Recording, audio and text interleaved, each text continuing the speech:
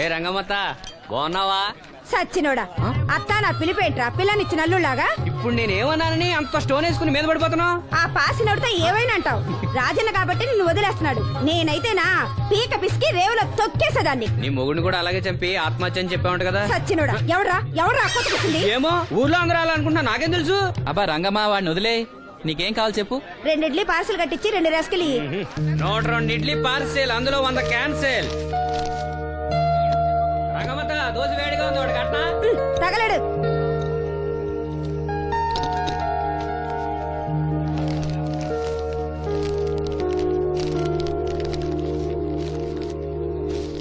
ఇదిగో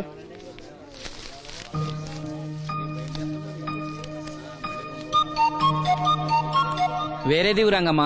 దానికేం బానే ఉందిగా. ఏమైందిరా సీను? ఈ నోటేదో అతికినట్టుంది బాబాయ్. పర్లేదురా, మన రంగమేగా, తీసుకో. కాసిన మంచిలు పడరా. నువ్వేనయ్యో రాజన్న, చూసి చున్నట్టు వదిలేస్తావు. అమ్మో వీడా, కళ్ళున్న వాళ్ళకన్నా చూపు ఎక్కువ. ఓ పట్టా నదలడు. మరి ఏమనుకున్నావు? వీడున్నాడు ధైర్యంతోనేగా బయటకెళ్ళింది. అటు ఇదిగోండి.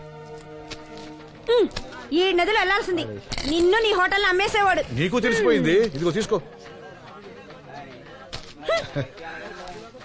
ఏమన్నావురా అలా ఉంది? నిజం నిప్పు లాంటిది గురువు గారు. మనం ఇక్కడ అన్నాం, అక్కడ కాలింది. నీ నోరు ఆగదు. వాళ్ళ సంగతి సరే గాని మీటింగ్ ఎలా జరిగింది బాబాయ్? అదిరిపోయిందిరా. అప్పలనాయుడు గారు మాట్లాడిన ప్రతి మాట ఓ ఆణిముత్యంరా. అలాంటి నాయకుడు అధికారంలో ఉంటే పేదోడికి ఎంతో మేలు జరుగుతుంది. నిజమే బాబాయ్, దేవుడు లాంటి మనిషి. లేకపోతే నా అలాంటి వాళ్ళకి సాయం చేస్తాడా?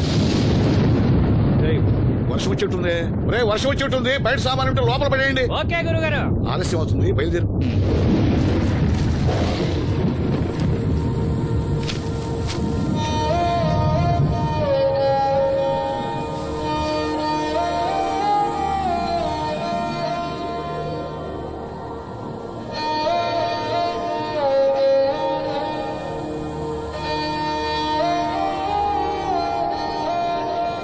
లక్ష్మి,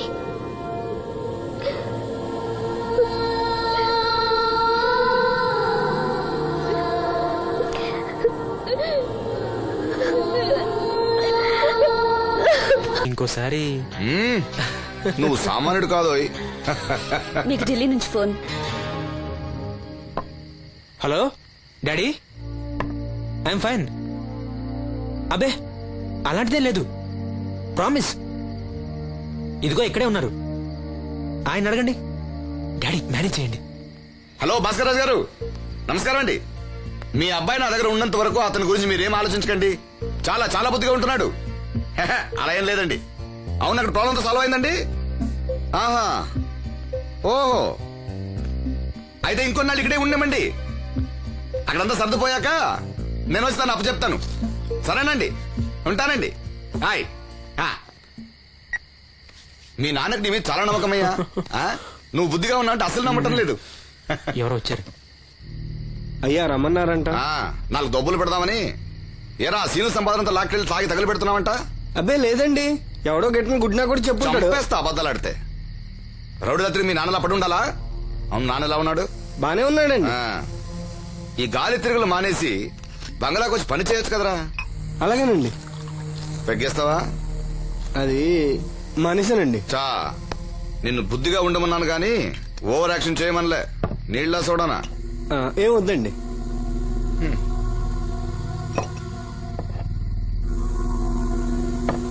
అది ఇది కలిపితే మనలో దంపోద్దండి. అలా తాగితే లివర్ పాడైపోతుంది. వాడికి బ్రెయిన్ లివర్ రెండూ లేవు.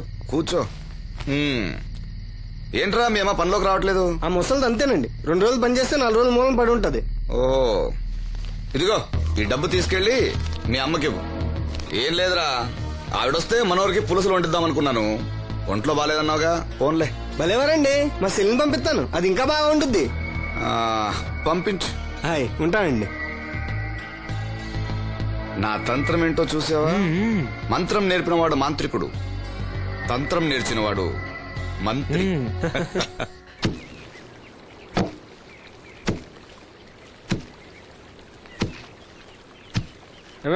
మీ అమ్మేది? ఏంట్రా, నీకు నేను అమ్మను కానా? ఇదిగో డబ్బు. ఎక్కడిదిరా డబ్బు? డబ్బిచ్చి ఒగ్గోలా, ఇవ్వకపోతే ఒగ్గోలా. నీ ముద్దులు పడితే ఏం కొట్టు రాలేదు.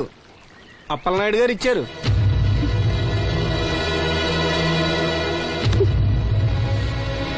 బాబు గారు ఇచ్చారా? ఆ. సరేలే. బాబు గారి ఇంట్లో పులసలో ఉండాలంట. హా, నాకు ఒంట్లో బాగోలేదురా. నిన్నెవడ వెళ్ళమన్నాడే?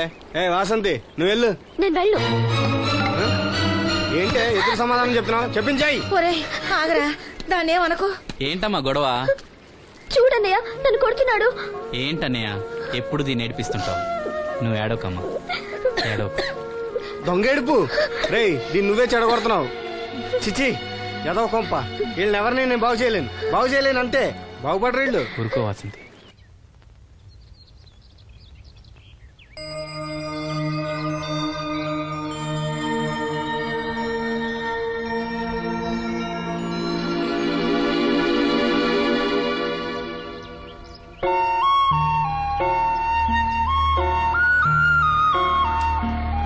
వాసంతి,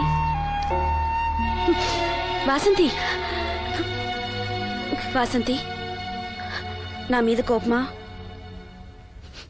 మీరు గొప్పవాళ్ళు, డబ్బున్న వాళ్ళు. మీ మీద మాకెంత కోపం? మమ్మల్ని ఇలా వదిలేయండి. చూడు వాసంతి, నువ్వు నన్ను వాళ్ళలాగే చూస్తున్నావు. అందరూ అనుకుంటున్నట్టుగా నేను మనోహర్ భార్యను కాను. నమ్మలేకపోతున్నావు కదూ? 10 రోజులు తోడుగా ఉంటే 25,000. అదే మా ఇద్దరి మధ్య కాంట్రాక్ట్. కాల్ గర్ల్స్ అని ఇంగ్లీష్లో చెప్తే గొప్పగా అనిపిస్తుంది. నీకన్నా పేద కుటుంబంలో పుట్టిన పెద్ద కూతుర్ని. మొదట్లో నేను నీలాగే మోసపోయాను. ఢిల్లీలో ఏదో గొప్ప ఉద్యోగం చేస్తున్నానని ఇంట్లో అందరూ అనుకుంటున్నారు. సంవత్సరానికి ఒకసారి సెలవుల పేరుతో ఇంట్లో అందరికీ బట్టలు వస్తువులు తీసుకెళ్తాను. నా కోసమే ఆశగా ఎదురు చూసే వాళ్ళ కళ్ళల్లో ఆనందాన్ని చూడగానే నాకు బ్రతకాలనిపిస్తుంది. లేకపోతే ఎప్పుడో చచ్చిపోయేదాన్ని. మీకు కష్టం వస్తే మనసారా ఏడవగలరు. అలా ఏడవడానికి కూడా అవకాశం లేనంత గొప్పదాన్ని నేను. ఏడవకు. జరిగిందంతా ఒక పీడకలనుకో. మీ అన్నయ్యకి కళ్ళు రావడానికి ముడుపు చెల్లించాననుకో. బాధపడుకో. ఒక స్నాప్ తీసుకుంటాను. Smile smile. Good. Don't worry. Take care.